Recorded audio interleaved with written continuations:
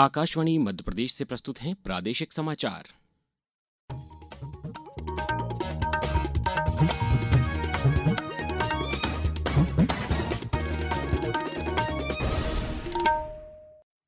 नमस्कार, समाचारों के साथ मैं अभिषेक कटियार।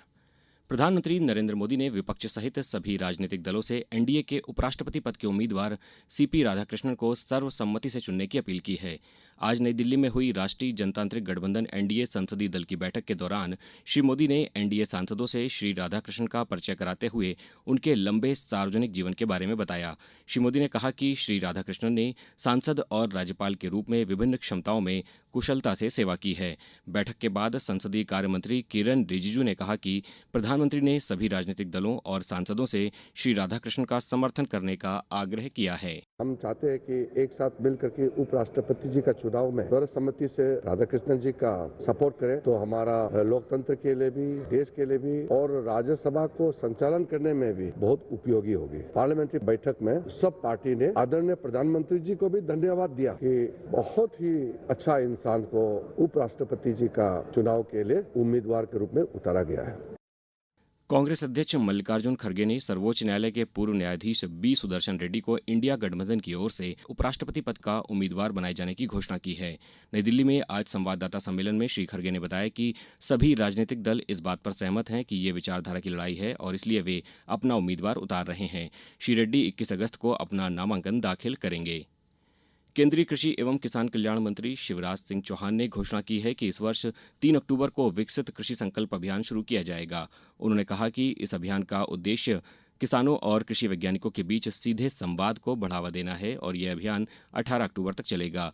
कृषि मंत्री ने किसानों से अपील की है कि किसान अपनी किसी भी प्रकार की समस्या के लिए टोल फ्री नंबर 1800-1801-551 पर साझा कर समाधान प्राप्त कर सकते हैं।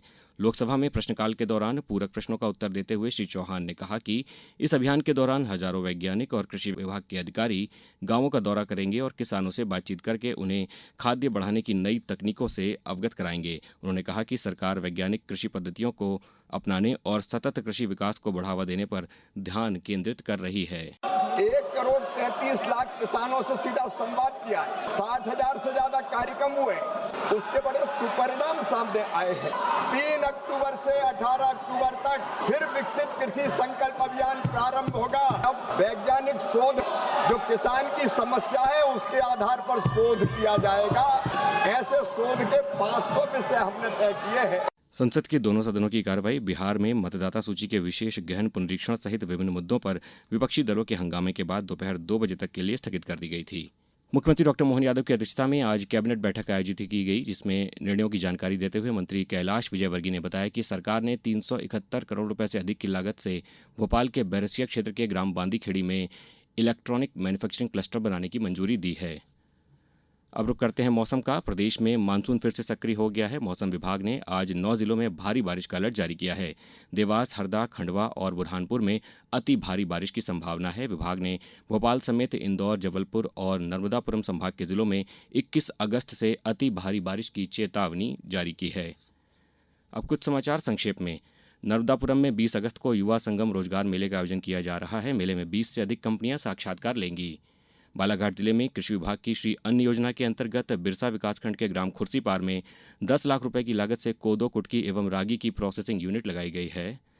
नरसिंहपुर जिले में लंबित पेंशन के प्रकरणों के निराकरण के लिए आज और कल 2 दिवसीय पेंशन शिविर का आयोजन जिला पेंशन कार्यालय में किया जा रहा है। और कटनी जिले में आकांक्षा हाट का भव्य शुभारंभ कल किया गया, जिससे स्थानीय उत्पादों को बढ़ावा मिलेगा। इस बुलेटिन में बस इतना ही। अगला बुलेटिन सुनिए शाम 7:10 पर। नमस्कार।